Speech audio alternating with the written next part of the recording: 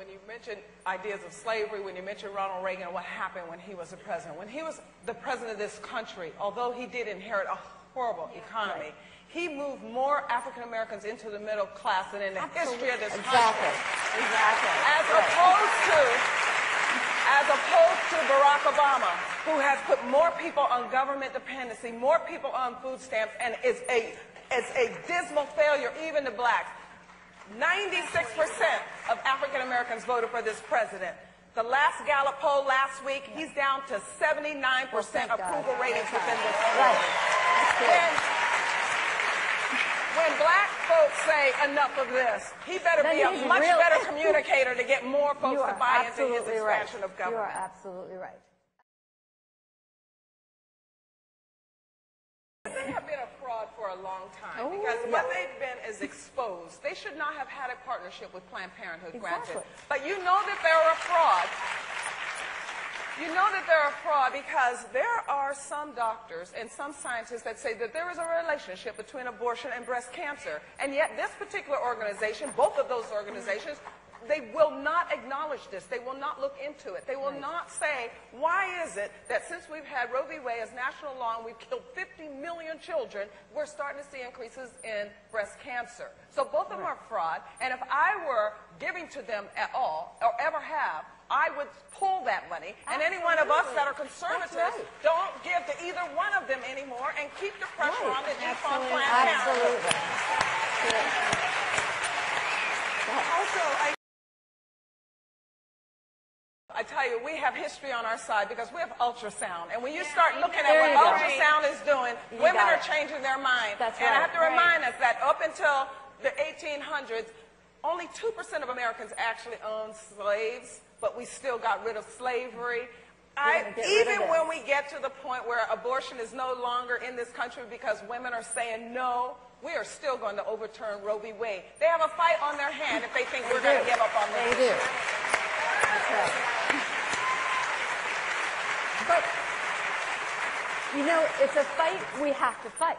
Because shows like this, I mean, think of what Barbara Walters did. She gave a huge free ad for Planned Parenthood. She was like the reading out of their brochure when she was telling what they were doing. And that's what so many women who aren't political, who don't really pay that close attention, are getting as the official view. That's why we have to get our truth out, because liberals buy that lie. I bought that lie. And many of you know my story. I ended up in a clinic after clinic having abortion by believing that lie. They target the black community, they target minorities, and now they're going after everyone. When you think about sterilization and all of the rest of this stuff that they're trying to push down the throats of American people, conservatives will win because we still have our children. And like one of my pastors said a long time ago, we win if we just keep having children because we're going to outnumber them. That's why you had 19.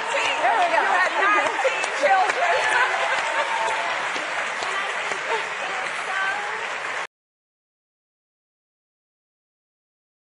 The poor are not poor because the wealthy are wealthy. Now, we can't expect much more from Romney, I suppose, because we are working on moving him more to the right. He's a liberal right now. And so, of course, that's how he feels. But that said, two things. Yes. The challenge in our country today in the middle class is the size and scope of government. Absolutely. We can look into any inner city in this country and see the damage that has been done by the welfare state. What we're seeing today is that all Americans are on the welfare state, thanks to Barack Obama and his administration. They've been dragging us in this. So the next president of the country is going to help the poor by having them adopt the values of this country. The values of this country are freedom and personal responsibility, number one. If you want to know why the wealthy work, poor people are not poor because wealthy people are wealthy. The reason and the difference today is in family makeup. When you start thinking about what marriage does as a social stabilizer so that kids can get educated, so that they can be economically stable, this is the answer to poverty in this country. But the main point I want to make, I suppose that's about all the point that I should make. Because, you know, this is my subject of expertise, so I can go on for hours about what they said. But the main point that I want to make is about this tax code. When we as Americans are now looking at 47% don't have any skin in the game, you're darn right we want them to have skin in the game. You're darn right. Now, if you want to to talk about reforms in tax policy, and this is the biggest problem I have with this administration when they start talking about fair share.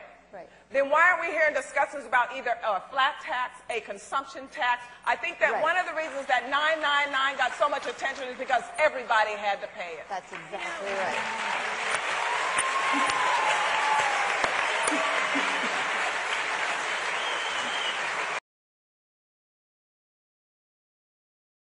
Every time they say that Republicans don't care about the poor, I want to drag them to the homeless shelter, because all the data shows us that the people that go to church on a regular basis are Republican. And the people that are Republicans are the ones that are working in our homeless shelters. They're in our crisis pregnancy centers. They are the ones educating our children. That's America. That's America. Don't tell me we're not working. That's right. That's right. Because when you think about marriage, there are two things that stabilize our society to keep us free and healthy. One is marriage, because there's accountability, and the other is a whole lot of money in your pocket because you want to keep it. So the ideals are on our side. We win in the end. That's right. And we're going to have a Exactly. wonderful 2012 and 2013. And getting those because kids we are going to take involved in the control election, of the Senate, right? we're going to take control of the White House, and we're going to put the proper policies in place to get this country back on track. Exactly.